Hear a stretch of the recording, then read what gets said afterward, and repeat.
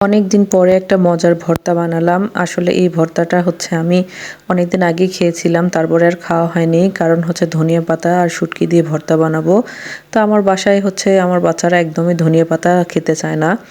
তো এজন্য হচ্ছে আমি ভর্তাটা এর পরবর্তীতে আর বানাতে পারি নাই। তো আজকে যেহেতু আমার ধনিয়া পাতা নিয়ে আসছে আর ধনিয়া পাতাগুলো নষ্ট হয়ে যাচ্ছিল, কোনো তরকারিতে দিতে পারতেছিলাম না, কারণ যেই তরকারিতে দেই বাচ্চারা আমার খায় না।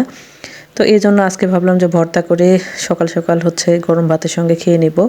তো এখানে আমি একটু শুটকি হচ্ছে মরলা মাছের শুটকি নিয়ে নিছি। তারপরে শুটকিগুলোকে ভালো করে ভেজে নেওয়ার পরে এগুলোকে পানি দিয়ে আমি ধুয়ে পরিষ্কার করে নিছি।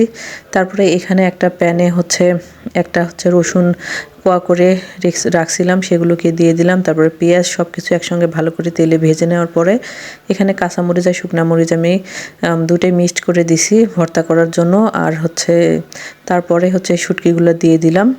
এই তো সবগুলো একটু ভাজা ভাজা হয়ে আসলে তারপরে আমি ধনিয়া পাতাটা দিয়ে দিব। ধনিয়া পাতাটা আসলে বেশি ভাজলে ভালো লাগবে না খেতে। এর জন্য ধনিয়া পাতাটা আমি সবার শেষে দিয়ে দিছি। অল্প একটু হচ্ছে নরম হয়ে আসলে আমি এগুলোকে এখন ভর্তা করে নিব। তো এগুলোকে আমি হচ্ছে পাটায় বেটে না, আমি এগুলোকে হচ্ছে ব্লেন্ডারে ভর্তা করে নেব। এই জন্য একটা গ্রাইন্ডারের পটে দিয়ে দিলাম। তো দেখুন আমার পেস্ট করা হয়ে গেছে। এই পেস্টের মাঝখানে কিন্তু আমি হচ্ছে সরিষার তেল দিয়েছিলাম। তো সব কিছু একসঙ্গে দেওয়ার পরে ব্লেন্ডারে ব্লেন্ড করে নিয়েছি। এই তো মজাদার টেস্টি ভর্তা হয়ে